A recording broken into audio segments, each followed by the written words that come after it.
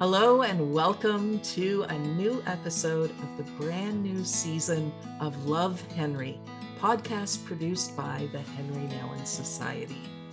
My name's Wendy Vanderwall Martin, and I'm part of the team that encourages spiritual transformation through the writing and work of contemporary spiritual master Henri Nouwen. Now, whether you're a longtime lover of Henri or you're just being introduced to his work, I encourage you to check out henrinouwen.org, our website, where you'll get introduced to all the programs and initiatives of the Henri Nouwen Society and have the chance to sign up for our free daily meditations, where you will be reminded every single day that you are a beloved child of God.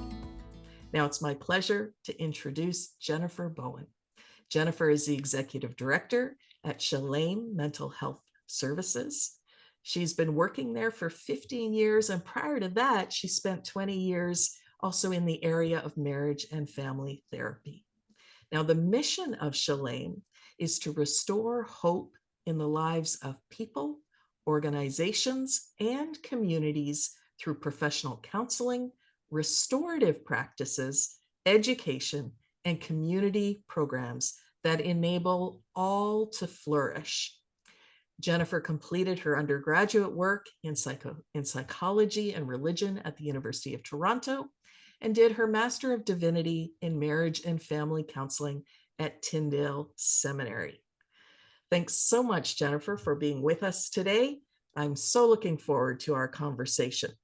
Now, let's begin by just hearing from you about what makes you passionate in your work today? What are things that just you're excited about and you really see God moving in? Thanks, Wendy. It's great to be with you. I was looking forward to this conversation. I have been at 2 conferences in the past 2 weeks, and several times in the middle of conversations around a table, I found myself getting very excited and found myself going on, and I thought, oh, that's a great way to end. This is a subject that I should share with Wendy on this question. What I'm excited about, if I can give a little bit of context first, that may sound like a bit of a downer. Your listeners heard that I lead a mental health network, so we are very tuned into the realities of mental health, and they're terrible right now. The rates of mental illness are up, and suicide and suicidal ideation and domestic violence. We know that youth are really struggling since the pandemic. The Angus Reid Association did a poll of Canadians in early last year, and they said now 1 in 3 Canadians, no longer 1 in 5, but 1 in 3 were reporting mental illness symptoms, which is profound when you think of your own family, when you think of your work and your colleagues, and if you're part of a faith community, you think about the pew and who you're sitting beside. 1 in 3 people is catastrophic. So that's the context. One of the things that we said that we do, one of our programs, and you said a little bit of our mission statement, we have a network of churches and faith communities and schools and nonprofits across Canada that look to us to equip them. So we find out what their needs are, and we connect them with resources around. We have this network, so we network people and we connect them, we equip. And one of the things I've been excited about is thinking about what would happen if these churches, we can help churches address suffering with mental illness. We can come alongside and match them with professionals and allow people to have access to mental health services. We can do a lot of those things, but wouldn't it be wonderful if we didn't just prevent suffering, but once people started to get well, what would happen if we as Christians in these churches in this network became agents of change? What if we helped churches become sources of hope? Well, this is what we aspire to as a body of Christ. But the picture that got me excited at these conferences was, hey, there are some great suicide first aid courses. Kind of like if you're having a heart attack at a bus stop, you don't want to see you don't expect there to be a heart surgeon, but you hope someone knows CPR. There are courses that teach every person, any person in the walk of life. You don't need to be a mental health professional, but they teach people on how to respond if you hear someone talking with some suicidal ideation, with some suicidal thoughts, How do you respond? How do you walk them off a bridge? How do you make them feel safe and secure and have a plan? Uh, the course I'm thinking about is run by a group in Calgary called Living Works. The course is called Assist. And I've been thinking, what would happen if we got assist training into as many churches as we could in Canada? Would that impact our stats? What would happen to Canada if the body of Christ were the light of God, were bearers of hope, were if we could love our neighbors in that way, to say, let's become equipped so we can bring hope to communities in that way.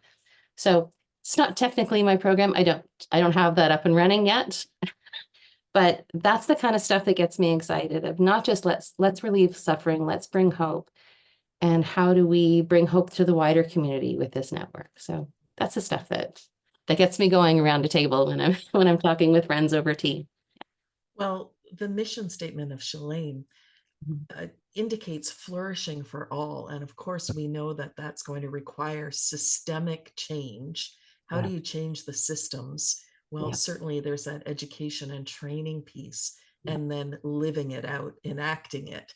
And the vision to see faith communities more engaged, I think, is just wonderful. And Henri talks so much about not being productive or successful, but being fruitful.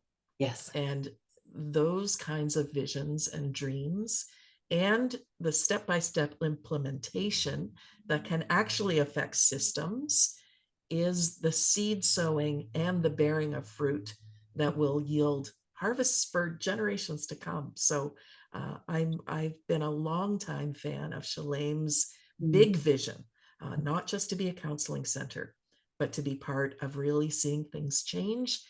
uh, I love that idea of restoring hope, but then also connecting it to flourishing.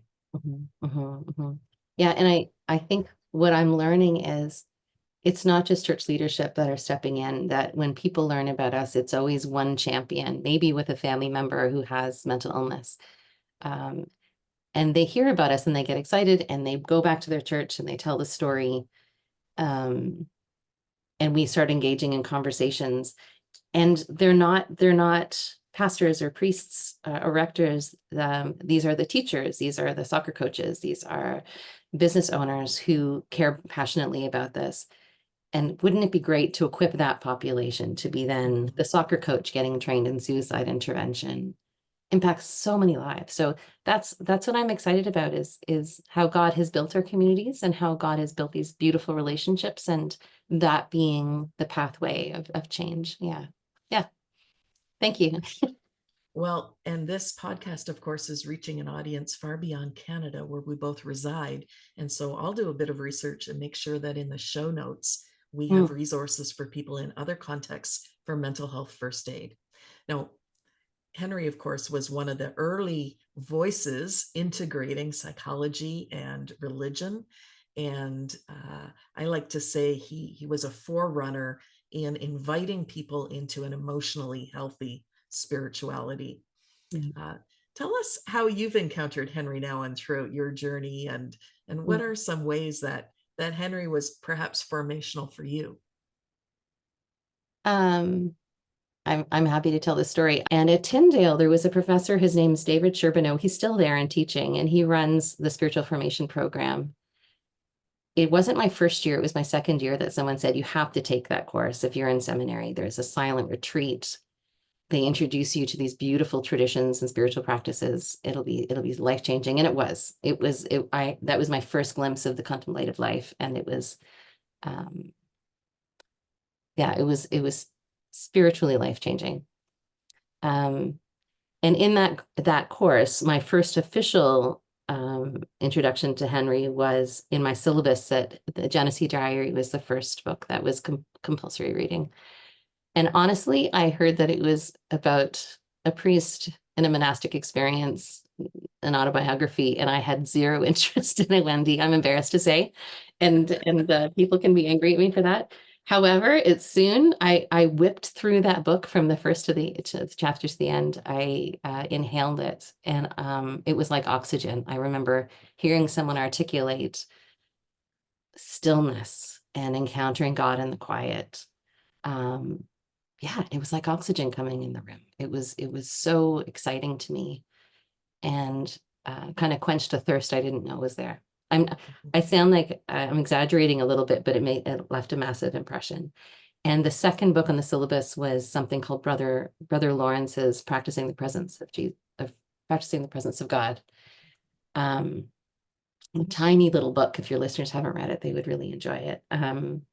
Which is kind of in practice what Henri was talking about in Genesee Diary, right? Of imagining God with you throughout the day and praying as if Jesus is beside you all day, having a running conversation with him. And that 1-2 punch set me on a very different path in terms of what does it mean to be a Christian. And was, Paul talks about different stages of our development. And that was me encountering God as an adult of, okay, we're going to have a different hands-on relationship now. And it's not just God is not Sunday morning, God is throughout my life. So yeah, I will say one more little story about that class. And Wendy, you might know about this. David Sherbano, that professor who I reached out to anticipating this conversation. He was delighted to hear that Henri's being talked about still in podcast. David was friends with Henri Nouwen, this professor, and invited Henri to come to this class every year that I was in, to come and talk to the students about his experience that he described in Genesee Diary, and to talk about relationships with God and I think health and community. And he passed away in 96, the term before I was to take the course. So I missed him by one class. And I remember this because David, our professor, spoke about him and was clearly still feeling the very present loss. It was the first time he was teaching without Henri beside him for some of those lectures. And I remember stories that he talked about, which I reference pretty regularly in my professional life. The story that I'll share is David describing how one lecture, when Henri would come, my understanding is he would always change the lecture hall to become a circle of chairs rather than there being lecture style. You're nodding. Do you know these stories about Henri? Does this familiar to you? It just resonates with who I know Henri to be. Yes, yeah. So he would change the course or the classroom from being a lecture style with rows to a circle. That was the first thing that he would do. And it would be a conversation. And of course he was towering. He was somewhere way over 6 feet tall. I don't know how high over 6 feet tall, but he was stature, so it was way up there. And what David described to us in that class that I took was that during one lecture that he came in and was talking, someone in the class reacted quite strongly in a negative way to what was happening. A woman was in a lot of pain, some type of pain. I don't know. It's been 20 years since I heard the story, and I've thought it and I've retold it many times. So I don't know what he was saying or what the woman responded to. I remember that David, though, described that immediately Henri dropped what he was talking about, ignored the class, and folded himself in front of her, kneeling down. And for the remainder of that hour or two, had a gentle conversation with this woman, reminding her of God being present and God loving her and how precious she was, and giving her those affirmations that are Henri's kind of ABCs of how do we make sense of the world and where is God in our pain. And I've thought about that image dozens and dozens and dozens, if not more than that, times since being in school, and thought about how good it is when we stop the press and when we are in the moment, when there's pain in the room. And it's informed my leadership. It's informed how I am with clients that occasionally we're talking about, but there's a flash of pain. And I think, I'm not going to kneel in front of my client, but we are going to stop everything to be with that pain in the moment. So I think of that in the humility and the beauty of that, and how I've never met him. It's a ripple story that hit me a year later, maybe several years since that story happened. but it was so countercultural, so different than how most of academia works, most of how we treat each other, that and how leadership, traditional leadership is. It was so different that it really shaped me. So yeah, I'm happy to tell that story. I'm glad that we're starting with that. Thank you. Well, this podcast is called Love Henri. And the reason it's called that is based on a book that is a collection of Henri Nouwen's letters. Now, there's over 16,000 letters in the archives. Henri was all about responding to his mail before really the happy days of email. And so the concept behind this podcast is that we take a letter of Henri's as a catalyst for our conversation together. And so today's letter is all the way back from May 15th, 1986. And Henri's writing to a friend. So it's someone that he knows who's struggling to care for some very troubled family members. And so this is what Henri writes. Dear Barb, thank you so much for your letters. The mystery is that God does need us.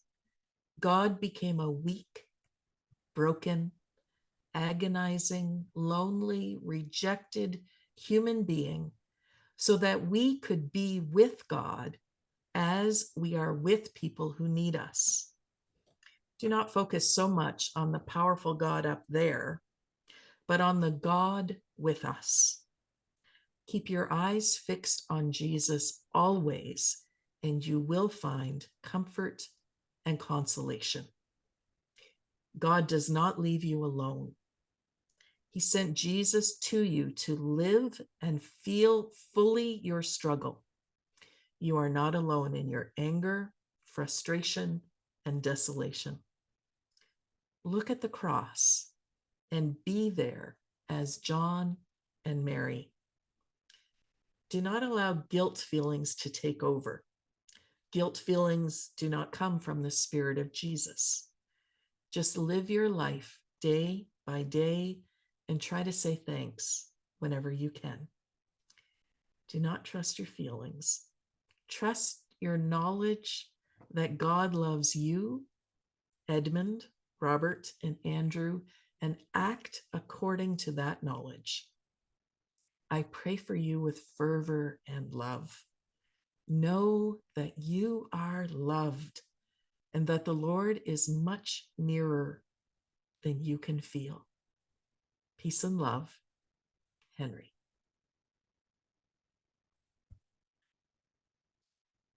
Now, tell me, for a letter that was written in 1986, what resonates with you as we listen to it afresh today? I was going to make a joke of it. Wow, he really raises the bar for how to write letters. Right. Right. Even reading it again, it strikes me. In preparing for the conversation,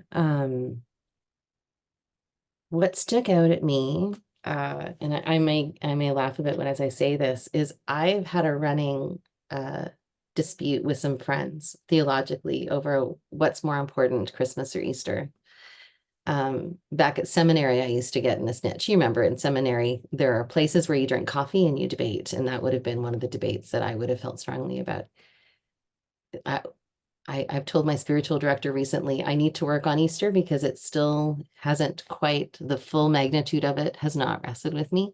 I continue to be blown away and moved by Emmanuel, God is with us, and the reality of Advent and the choice of God to join planet Earth as a baby, as a human, I think is the story. I think some people would say it's half the story. There's the cross on the other side of the story. And I think, yes, there is the cross. I'm one of these crazy people that has a Christmas countdown. And I don't love Christmas like kitsch, but it's this high point of the year for me, spiritually and emotionally. And I have this countdown on my computer if it's coming, and looking at it, I get a little hit of happy dopamine to say, oh, Christmas is coming. One of the things that I look forward to is is the Christmas lights starting to go up when it gets dark in November, and people can't wait until December to we put up Christmas lights in Canada early in the year when it starts to become dark early. And I think of that like even the rocks will cry out, praise of God, that creation can't help itself but be moved by God and their creator and its creator. And I think creation, we in Canada dwelling in darkness can't help ourselves. We long for the light, we long for the hope, we long for this. And that something beautiful and spiritual is playing out as we are longing for this, and this magical sacred stuff lights start to appear. I find it very sacred. So yeah, the piece of God needs us and is in it with us, and that he was born and vulnerable and experienced discomfort and pain and betrayal, and that translates into our prayer life, where we can say, God, you understand this. One of my thoughts was it brings an intimacy to prayer, knowing that your God understands the moment and has been in human form. It would be so different to pray to a God who that wasn't the reality, right? Yeah. So yeah, that's what jumped out at me. As I'm reading it now, I'm thinking, yeah, as I'm reading it now, there's so much more there. I love that he's naming the family members and clearly is holding the complexity of the situation, although he's not addressing the whole complexity. He's saying that's not what's important. What's important is focusing on God and pulling compassion out of that to deal with this, which I think is a beautiful, simple way of addressing it. I don't have the luxury of responding that way as a family counselor. I need to think slightly differently about that, and we can talk about the family themes that jump out at me, but certainly the Emmanuel piece is what immediately was grabbed me in the letter. Yeah. Now I want to ask you, what jumped out at you in this letter? Thank you. I wasn't expecting to be asked questions, but I welcome it. I think this notion that God needs us is so out of the frame for many of us in the traditions that have emphasized God's glory, God's power, God's majesty. God needs us, and not just needs us to worship, but needs us relationally, needs us to accompany. I think the depth of mutuality and solidarity that Henri touches on in this letter. If I think about Barb, and I don't know what her original letter said, actually, I only have Henri's letter, but I've tried to care for troubled family members, and I know how exhausting it is. I know how much you can feel like a failure and that you're just messing it up. You're missing the mark. And so not only is Henri saying God loves you, God's with you, but in God is that same feeling of need. That's mind-blowing, really. But I think the energy and the sheer reality of that kind of solidarity, that kind of relationship with God, it avoids a sentimentality in that place of exhaustion and uncertainty that I think is a different kind of comfort than the myriad of self-help, to-do lists of this is what you do when you're tired of caring in tough situations. I think Henri goes to a theological place that is incredibly humbling, vulnerable, but incredibly empowering for us as very much limited human beings. Yeah. I agree. Yeah. Now, Henri writes as a pastor. So this is a letter that just shimmers with pastoral care and a profound spiritual guidance, which is Henri's sweet spot, even though he studied psychology and he had a tremendous sensitivity to therapeutic realities. You're a person of faith. but who primarily works in the therapeutic context. So tease that out for us. How might you write this letter a little bit differently, or engage the conversation a bit differently if it was a therapeutic context? And how do those two sit side by side? When do they meet? Tell us a bit about how those two arenas that are both resources to us in our pain, how we can navigate discernment to understand when do we need therapy, when do we need spiritual guidance, when do we benefit from both. Unpack that a little bit for us. So, dear friend, there are 2 or 3 questions in what you just said. Well, 2 or 3, okay. Probably 7, but I know you're brilliant. That's okay. So. Yeah.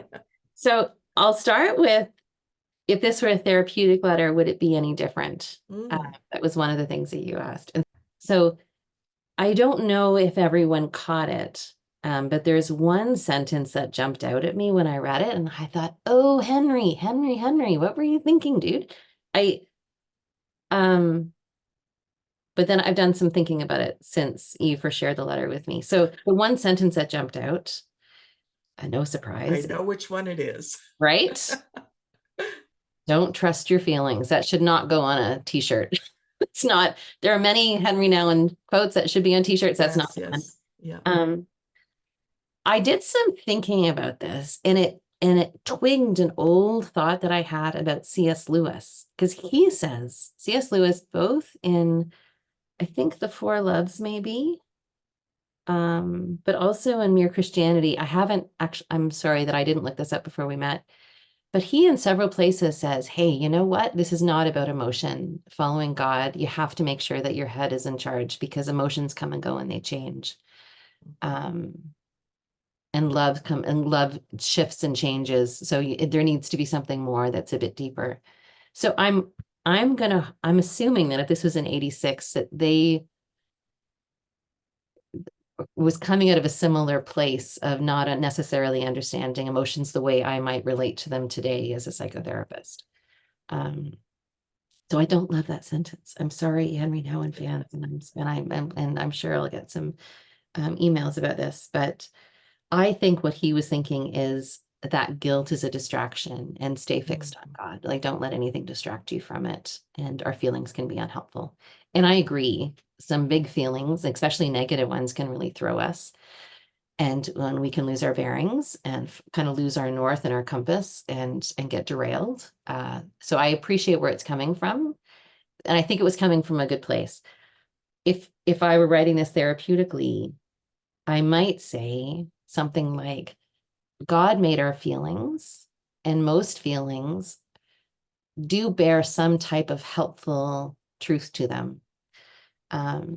So guilt is a big one, and can be, if this person is feeling, if Barb is feeling overwhelmed, by guilt, for me, it signals you're longing for repair in the relationship. You're longing for closeness in the relationship, and something might have gone awry. And so I often think of emotions like a car dashboard in front of us. There are these strange internal cues, or these light cues that come up that say, warning, warning, there's an injustice. You need to stand up to that. Warning, warning, there's been a loss. No wonder you're feeling sad. Something really important has just changed for you, and you've lost something, whether it's a move or a death or a divorce. That these feelings signal to us something important. And guilt usually says, something might have happened there that you need to attend to.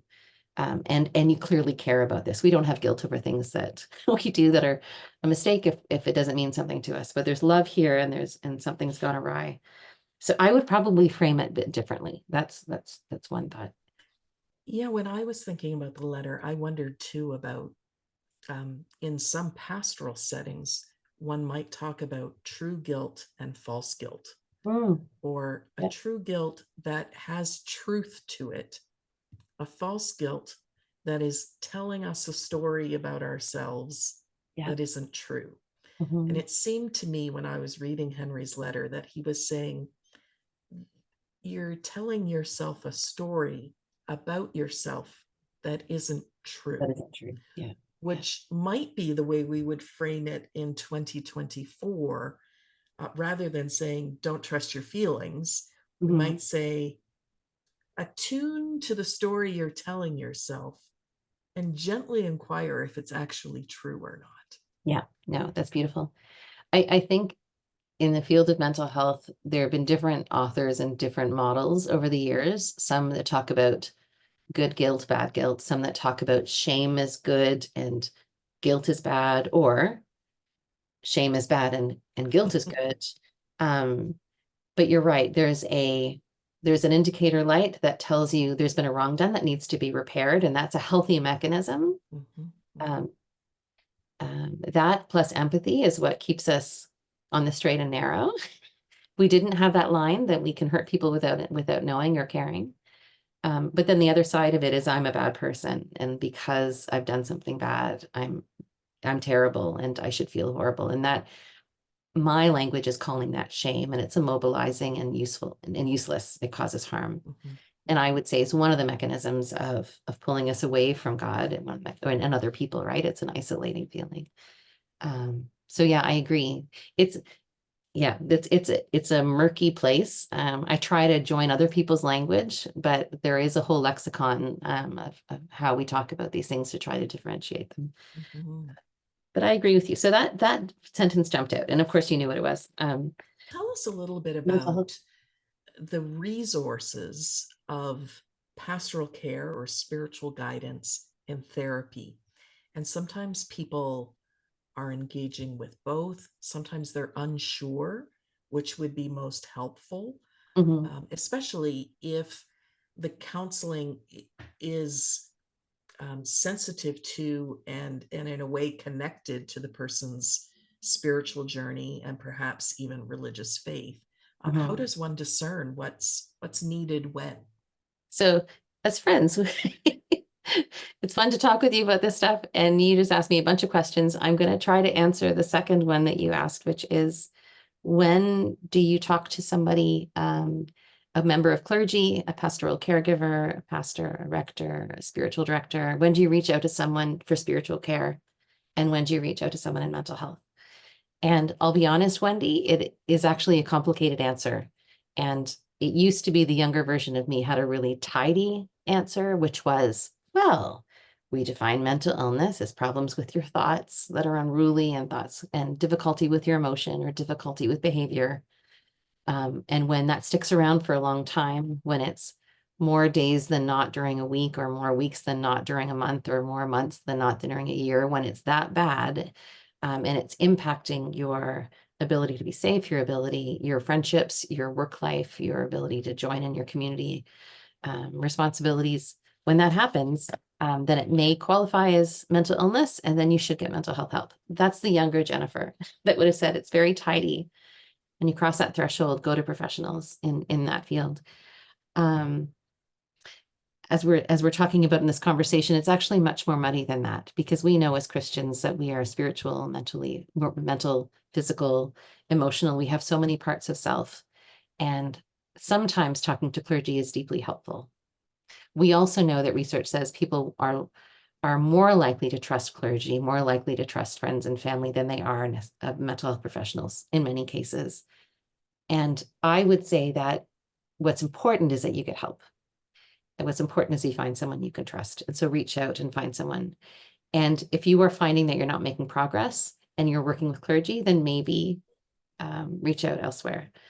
But it's possible that that talking to clergy is what you need. I will say that it's important to make sure that the person you're seeing has what you need, that they're able to address the problems that you have. Asking someone is really important. I'll also say lots of folks ask me over coffee, how do I find someone? And a really great trick is to ask someone that you trust who they trust. Do you know of someone that I can lean on? And word of mouth is a really great way of finding a professional that you can trust. Something that we've learned, so we have an agency with about 10, 15 therapists at different times of the year. And something that we appreciate is that not every therapist is the right fit. Not every clergy is the right fit, that there may be folks at your church that are easy to talk to and some that might be a little more uncomfortable. And the same goes with professionals. Many professionals now offer free consultation. So you could meet someone, size them up, ask them, hey, this is my problem. What do you recommend, or what would it be like to work with you? And I would recommend that. Give yourself, unless it's a crisis, if it's a crisis, reach out immediately to make sure that you're safe. But if it's not a crisis, give yourself some time. Think of it as a collaborative relationship. I was working with a couple recently that needed some care around credit counseling. Money had always been scary to them. And they worked with, I think, 3 different accountants to find one that didn't make them feel afraid and shamed, and that was able to work with them to problem solve and create budgets. It took a while to find, but then when they found the right person, they were off to the races and they could let their guard down. They could be vulnerable, and make massive progress. So I think giving yourself permission to find the right person and to speak up, because this is your life, your health. Yeah, and we're all different from each other. So we all have different needs and fits.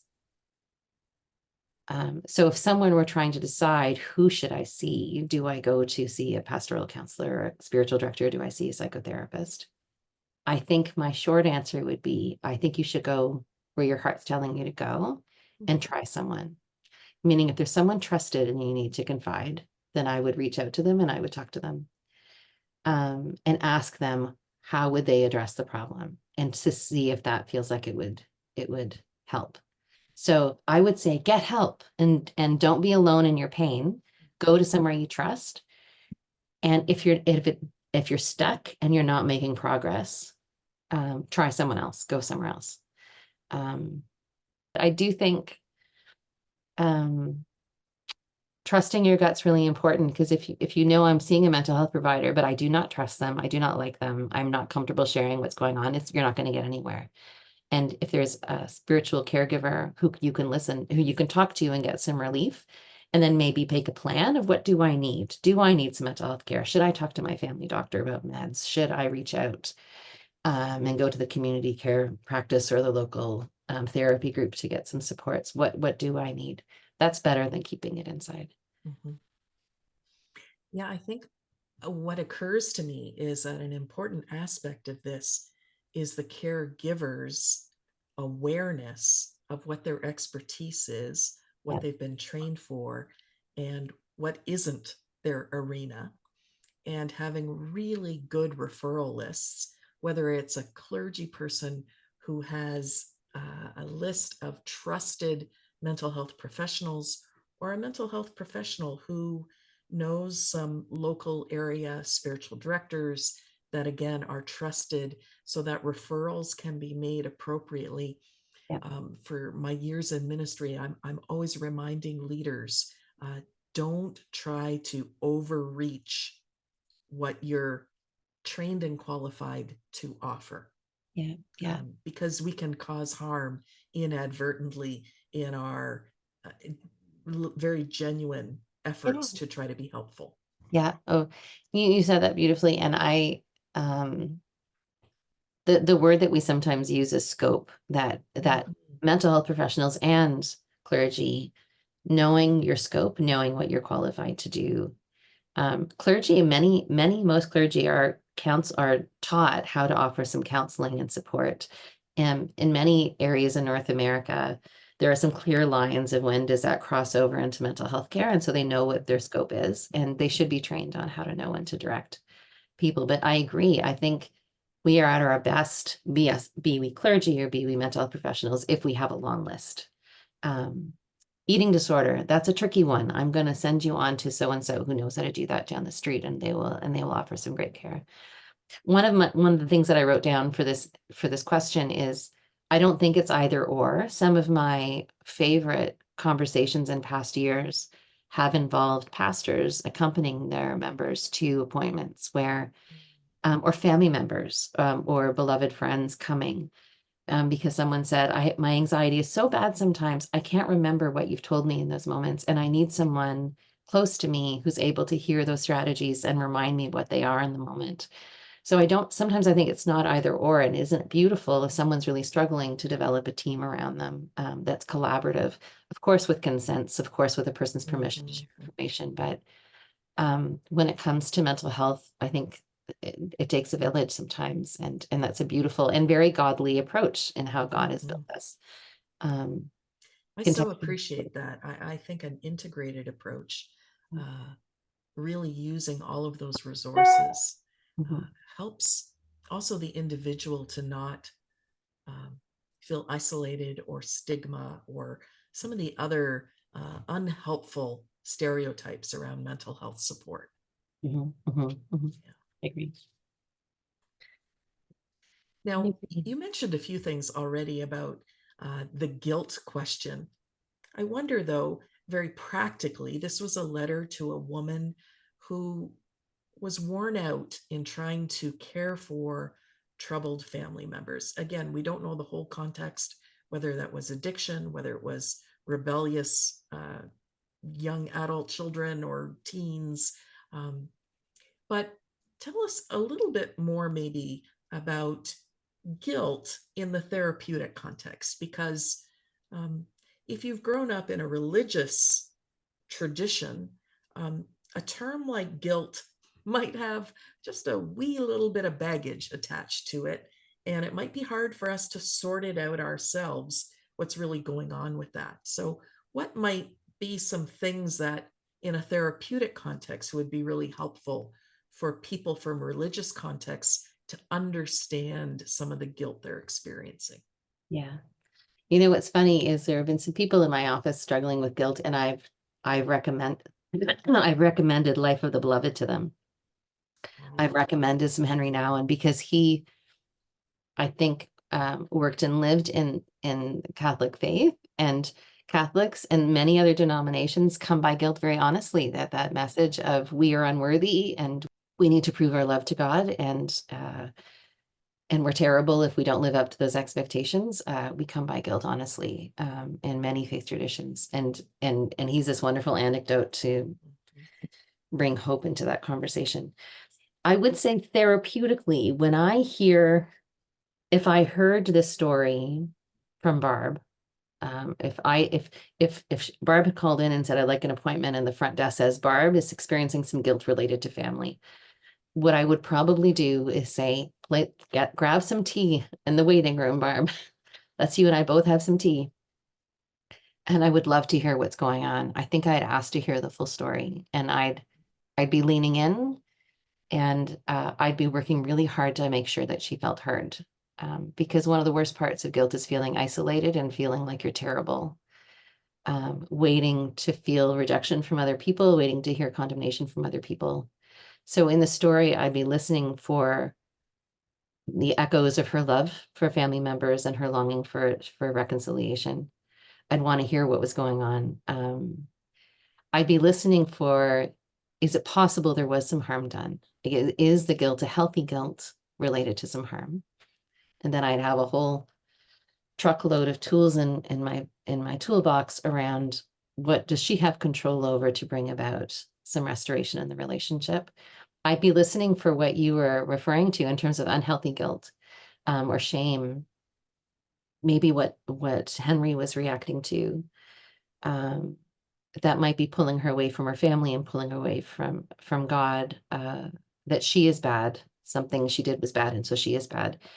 I'd be listening for that to see if there was a way to address it. We use strategies from the cognitive behavioral tradition on let's identify the thought, let's identify the feeling, let's correct it, let's get some accurate, real evidence of your value, and correct that assumption, and try to live into some of that peace that can come with the correction. Um, there were a few other things that came to mind. If there was harm done, there's a beautiful book that was written years ago by an Australian. It's this beautiful approach to, yes, you've done something dumb, you've caused harm, you've hurt somebody. You're not garbage. Let's pause and think, who do you want to be? What is your value system? Let's explore what happened. Let's explore how people have been impacted, and let's think through what needs to happen to make it right. It's this gentle, dignified, compassionate care of folks that may have caused harm and inviting them into reconciliation by being part of a solution. So when you asked, how would I manage guilt? Those are some of the frameworks that come to mind that offer a pathway out of that paralyzing feeling. Guilt can feel really paralyzing. I'm stuck. I guess this is me for the rest of my life. I'm the terrible parent. And can define us. And you think, nope, nope, that's not who you want to be. That's not how you've been created to be. Let's figure out some solutions. Let's make peace with the feeling, figure it out, and let's figure out what's needed in the relationship. Yeah, the flavor of psychotherapy at our agency is very much a hopeful one, very much a strength-based one, very much feeling like humans have the capacity to reconcile, have the compassion, have the capacity to heal. That's how we've been built by God. And it's a hopeful way to work for sure. Yeah.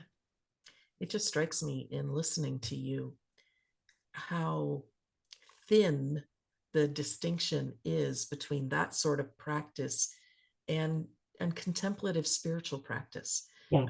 One of Henry's most well-known affirmations is, you are beloved. You're a beloved child of God. And that, since I first read that as a hurting teenager, has been absolutely a core and a consistent spiritual practice for me. And it has the same impact, I think, as a reshaping narrative, because it sort of goes beyond the thinking, the knowing, into that deep place of your being where truth can bear good fruit, as Henry would say. So what strikes me about this conversation is that more and more discernment is really about the tools in the toolbox and finding trusted, safe people who know about the tools and can help us really recognize what tools are going to be most helpful at a given time, in the reality that while we may have times of crises or times of acute suffering, we are created to be accompanied and accompaniers. So we're created to really do this life together, and both spiritual guidance and therapeutic support are part of that village we take with us in becoming fully human and flourishing. Now, Jennifer, my final question is going to be the same for every podcast guest, and it's simply this. You are a mom, you are someone who offers care and leads an organization and is juggling many balls. What are some of your spiritual practices that help you experience just well-being and periods of flourishing and periods of sustainability? What are the spiritual practices that keep you hopeful?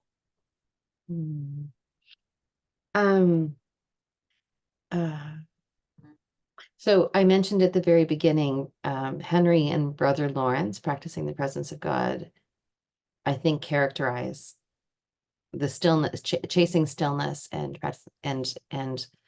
that all day prayer is probably the majority of my contemplative life, meaning my day starts with Psalm 118 of, this is the day that the Lord has made. It's kind of how I greet the sun, and I breathe it in and I thank God for the sunrise. And I'm of that age where as soon as it's light outside, I'm awake, unfortunately. And yeah, and I pause and think about the day, and God and I talk about the day, and I try my best to give things to God at that point. And at the end of the day, I always, since the pandemic, my new prayer has been, dear God, thank you for the air in my lungs. And I just thanking God that I'm alive and that I'm physically well. And then is a prayer of thanksgiving. And I try my best to give things to God. Sometimes I physically will try to the gesture I'm using with my hand, if people are listening to this, is I'm moving things off my plate onto God's plate. And that's a really helpful ritual, the ritual of morning and evening.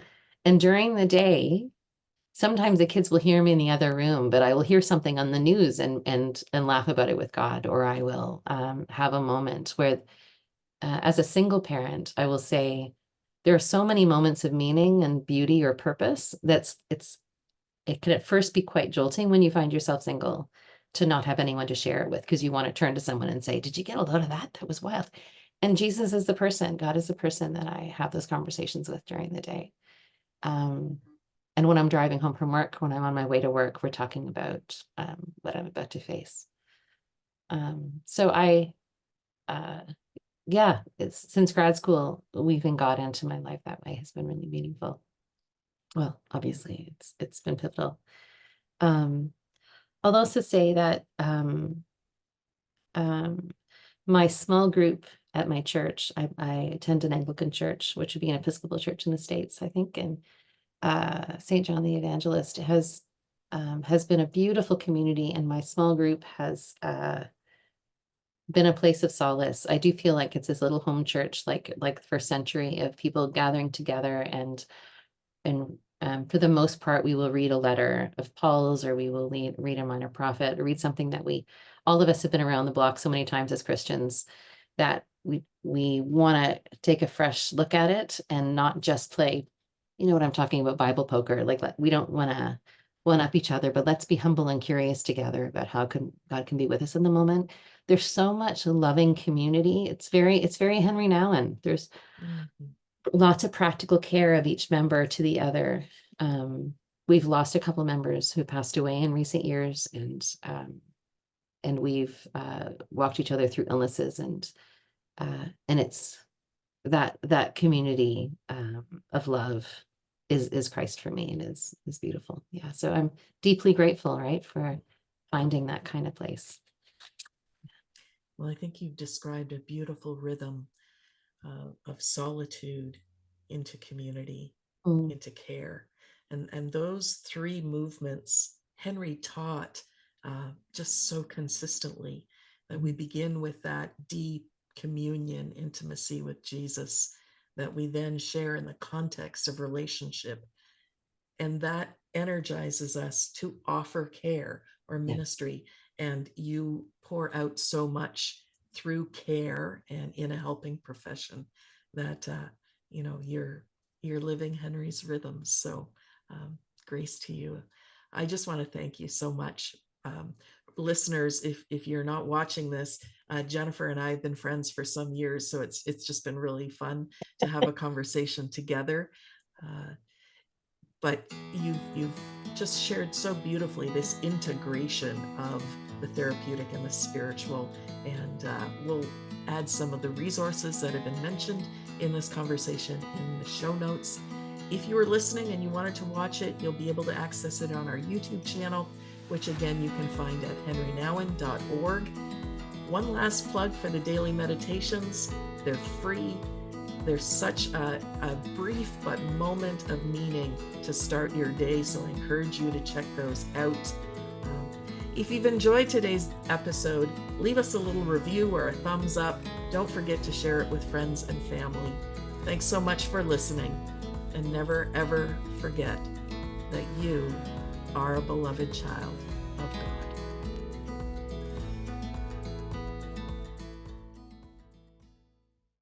If you've been enjoying the Love Henri podcast, let me encourage you to consider doing two things. First, subscribe to our YouTube channel. And secondly, we'd be so grateful if you would consider donating to the Henri Nouwen Society so that we can continue to offer free resources to encourage people all around the world in their spiritual journeys. Head over to henrinouwen.org to subscribe and donate today. Thank you so much.